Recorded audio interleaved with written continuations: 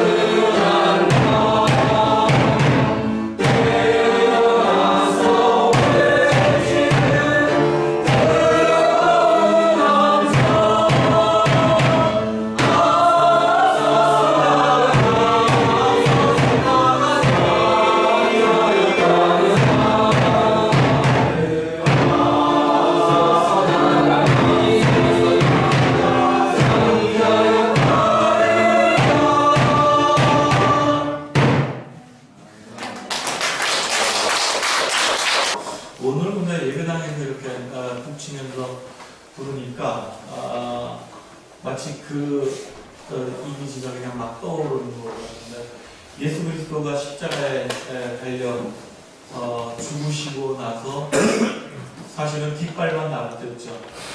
사랑도명에도 다 이렇게 입고서 함께 그 길 가자 했던 제자들마저도 다 도망치듯이 떠나고, 그래서 모두가 남아있지 않은 가운데 여인들만 남아서 그 예수의 시신을 붙잡고 그리고 함께 이 길을 가자고 그렇게 막 처절하게 했지만 막 이런 장면들이 같이 겹쳐진 것 같습니다.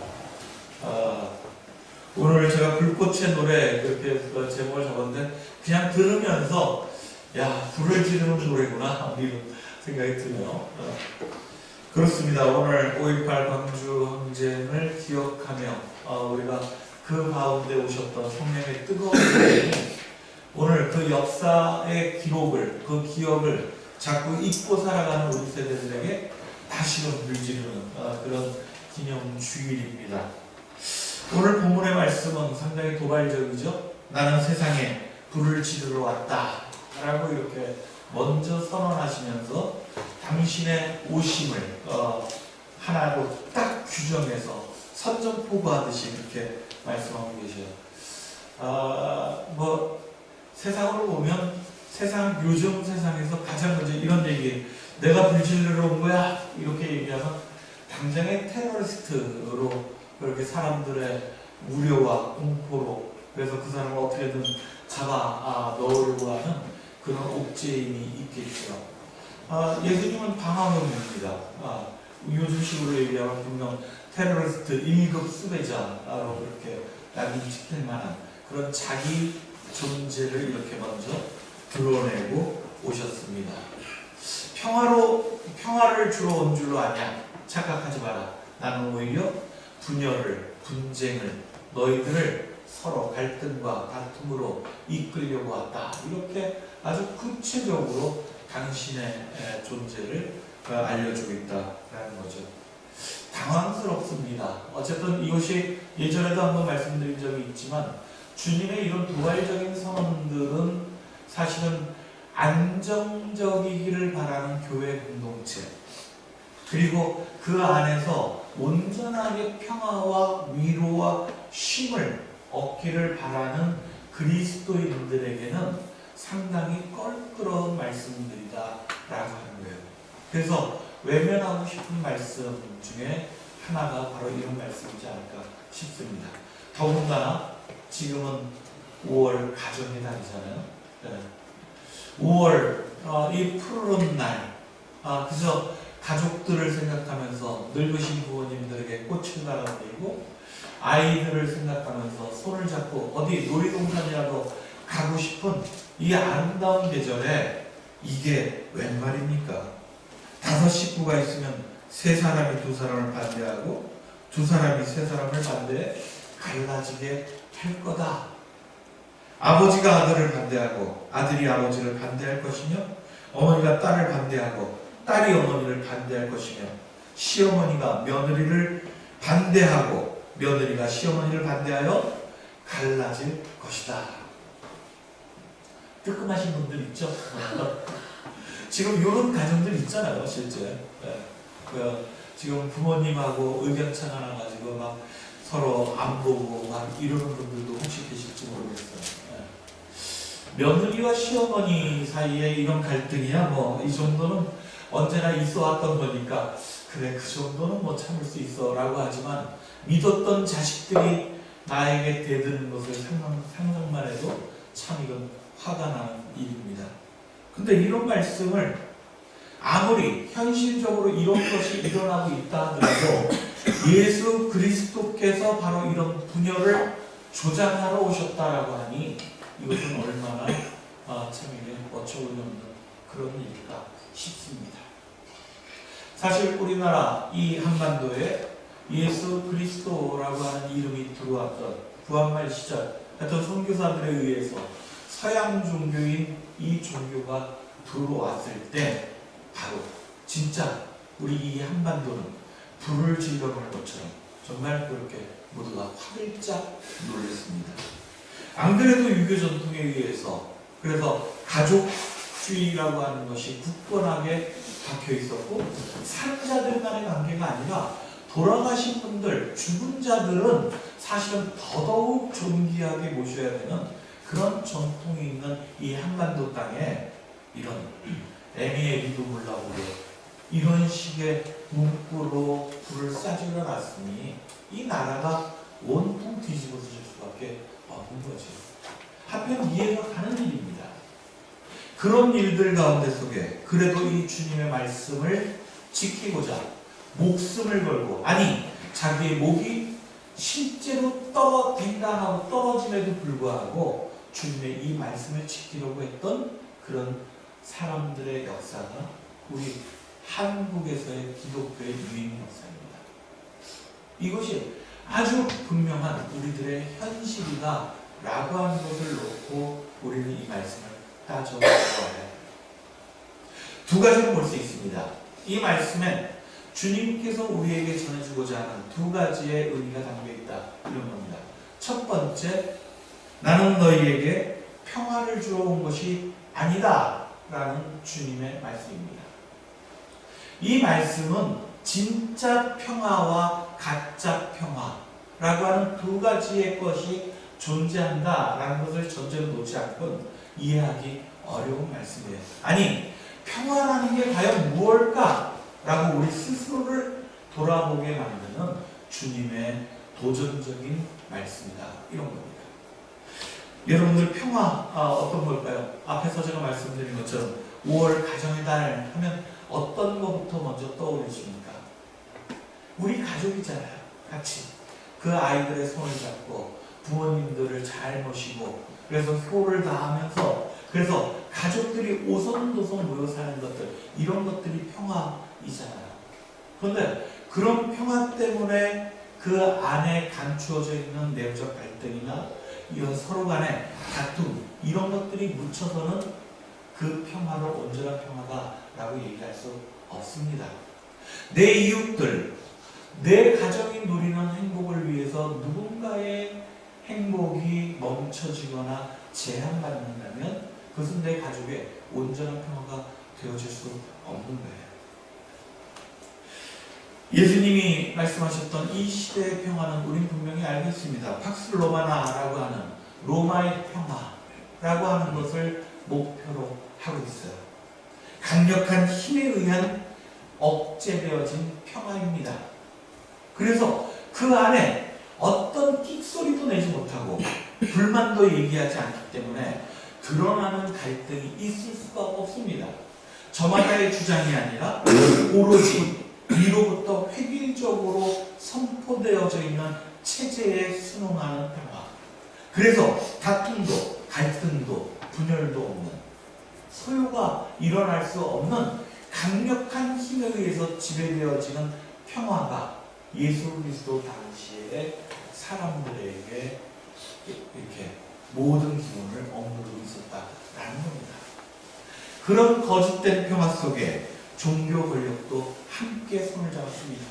그래서 바리새파나 사두개파와 같은 종교 권력자들, 지도자들은 그런 로마의 힘에 빌붙어서 자신들의 기득권을 지키는 하나의 방편으로 삼고 있었으니 주님께서는 그렇게 거짓된 평화로 쌓여져 있는 로마 체제와 성전 체제에 대해서 주님은 돌을 던지고 항거하라.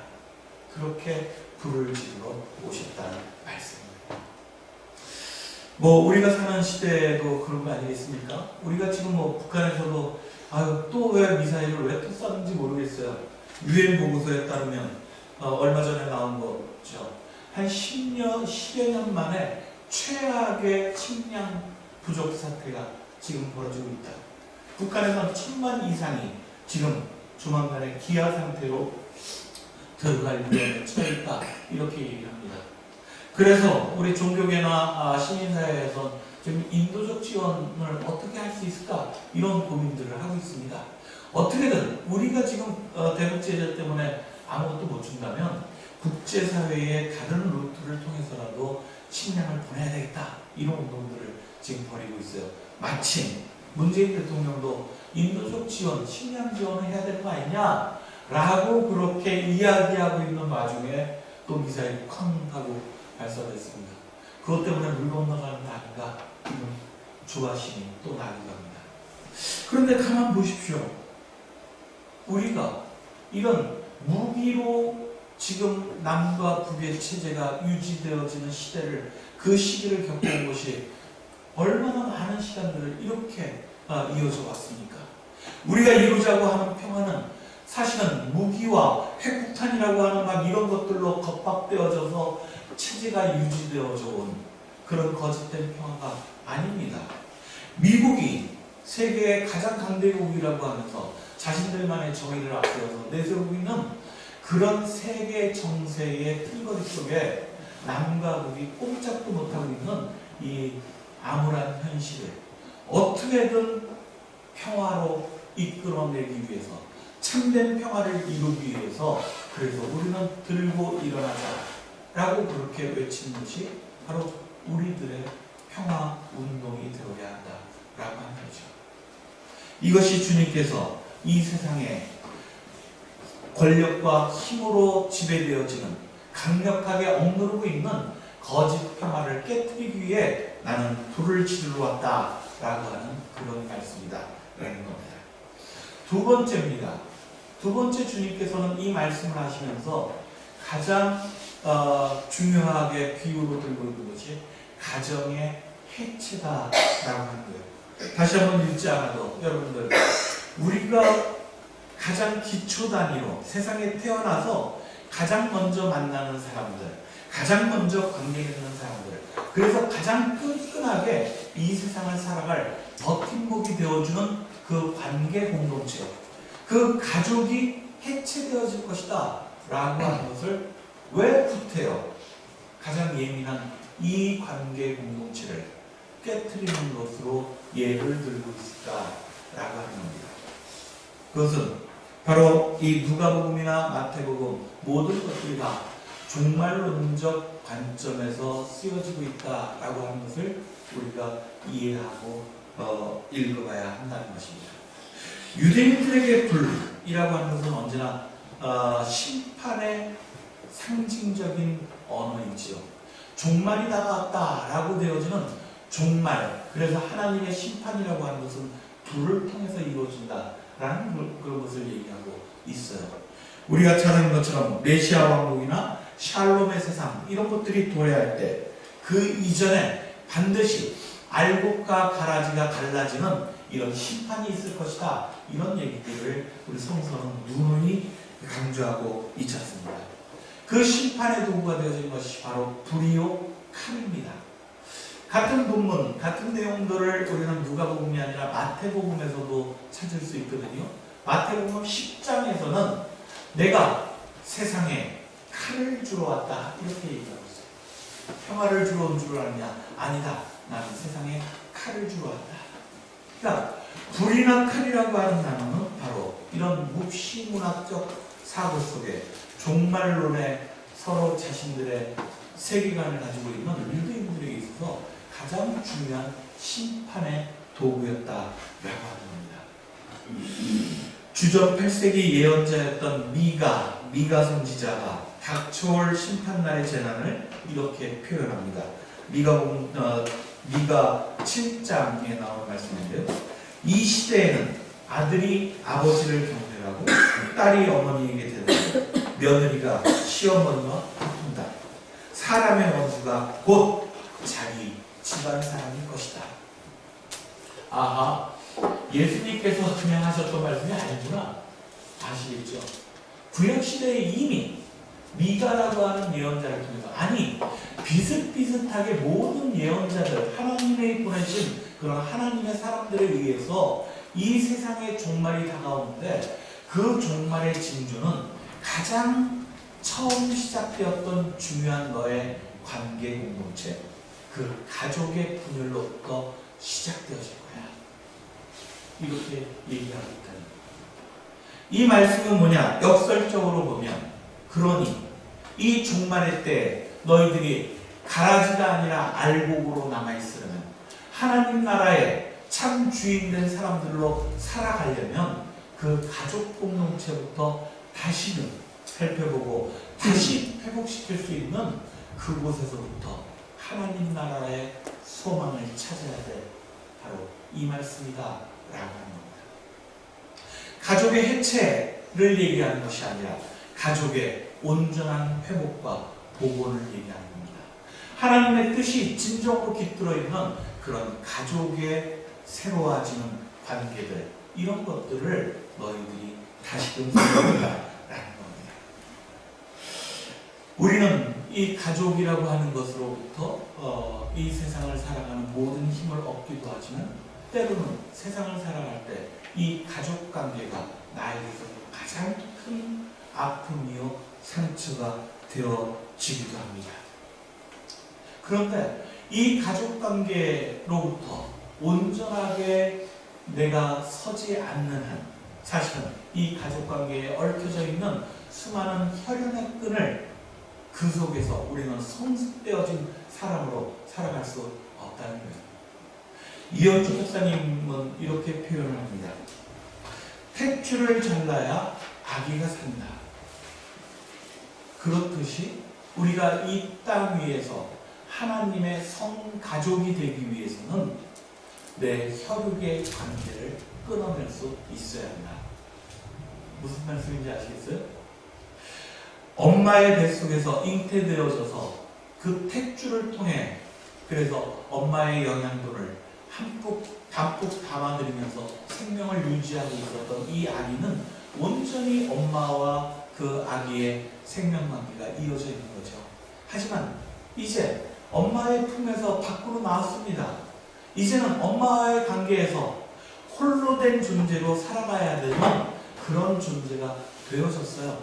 그러니 그렇게 되어지려면 다른 관계들하고도 이제는 맺으면서 살아가야 됩니다. 그러려면 어떻게 해야 됩니까? 탯줄을 끊어야죠. 탯줄을 끊지 않고서 그 아기가 세상과 관계하면서 살아갈 수 없다는 말씀입니다. 우리는 탯줄로, 즉 혈육으로 맺어져 있는 이 관계들 때문에 십자가의 길을 따라오라 하는 주님의 말씀을 얼마나 많이 주저하는지 모릅니다. 그 길을 가다가도 돌아서는 그런 변명과 비겁이 바로 이 가족으로부터 오게 되는 것을 우리는 누누이 보게 되어진 거죠. 하나님의 아들, 딸들이요, 우리 모든 세상의 사람들은 다 하나님의 백성이다 라고 그렇게 우리는 다른 차원의 신앙의 가족을 이야기하면서도 여전히 이 탯줄을 끊지 못해서 한 발 더 나아가야 되는 하나님의 자녀들의 관계로 깊이 들어가지 못한다 라는 겁니다. 여러분들 혹시 이 이름을 아실 수 있을까요?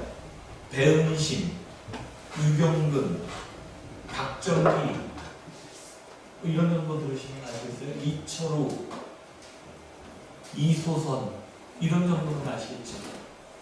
누구죠? 바로 전태일의 어머니 이소선 여사, 그리고 이한열의 어머니 배은신 여사입니다.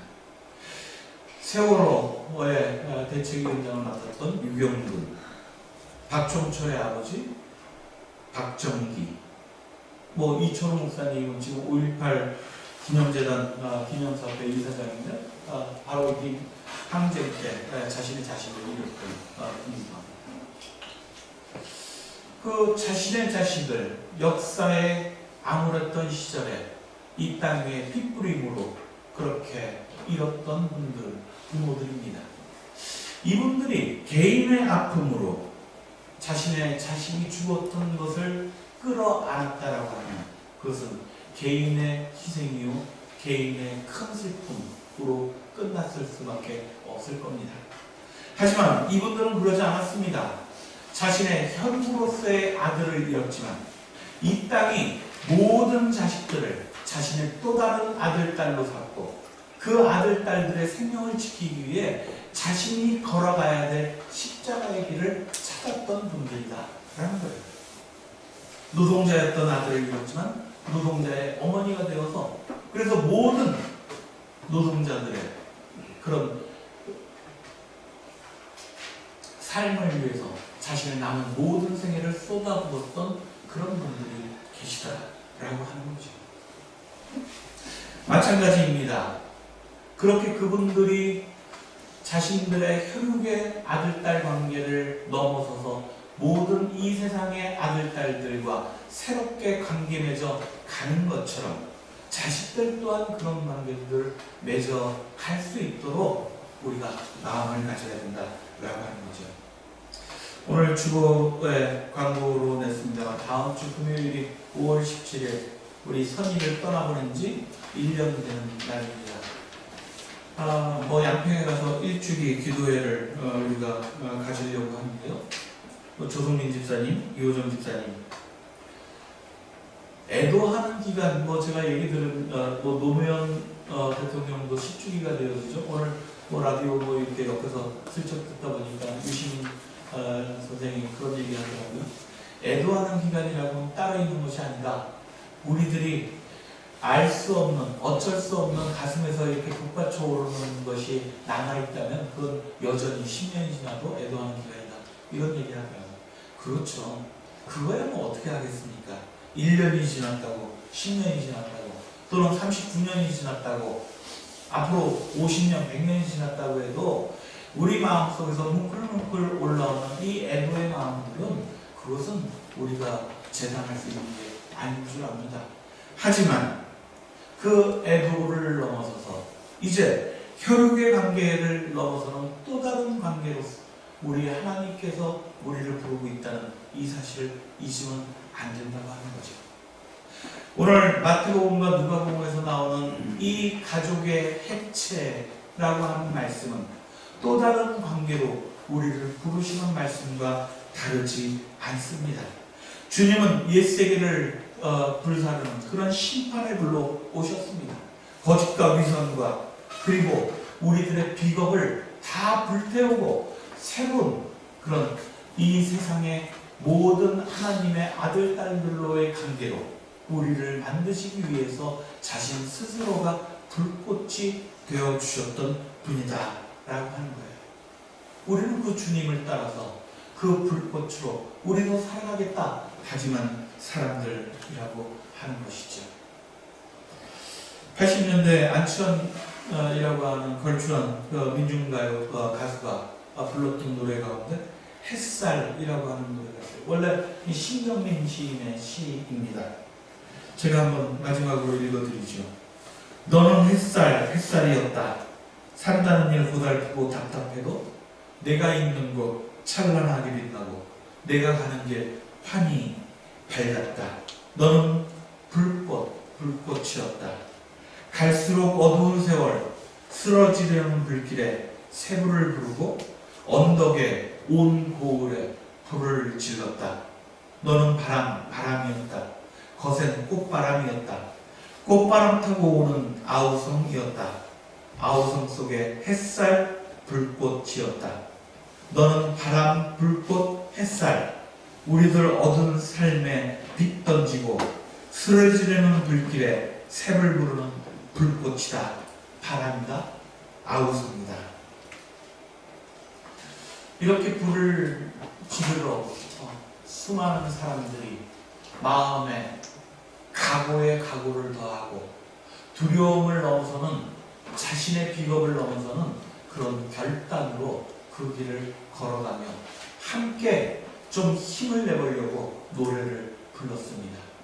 아까 산자에 따르자 하고 임을 위한 행진곡 노래에 막 북도 치고 그러죠. 학생 때 생각납니다. 얼마나 겁나는지 모릅니다. 시위대가 쭉 앞에 서고 저 진학군들이 막 이렇게 앞에 있으면 그럼 맨 앞에 선다는 것이 굉장한 두려움들이거든요. 그 두려움들을 없애기 위해서 북을 치지요. 그리고 같이 주먹을 하늘 위로 치솟으면서 결기를 가져봅니다. 산자여 따르라, 산자여 따르라. 그 속에 내가 산자이기를 간절히 바라면서 그렇게 막 목청도와 그렇게 노래를 부르는 거죠. 두려움을 없애기 위해서입니다. 혼자가 아니라는 것을 확인하기 위해서입니다. 주님께서는 그렇게 그 길을 가셨던 분이죠. 지평교회 여러분, 이 불꽃의 노래가 오늘 우리들의 입술을 통해서 또한 불려지길 바랍니다. 혼자가 아님을 우리는 분명히 알고 있습니다. 그래서 조그마한 우리들의 이득 때문에 비겁하게 외면하는 우리들의 이웃의 사정, 그리고 두려움 때문에 함께 나서지 못했던 이 세상의 불의들을 우리들이 함께 불질러 새로운 세상으로 만들어내는 그런 하나님의 나라, 그 길로 함께 갈 수 있기를 간절히 바라면서 말씀을 나눴습니다. 함께 마음과 기도하시며 이 일을 위해 우리 친구로 돌아가겠습니다.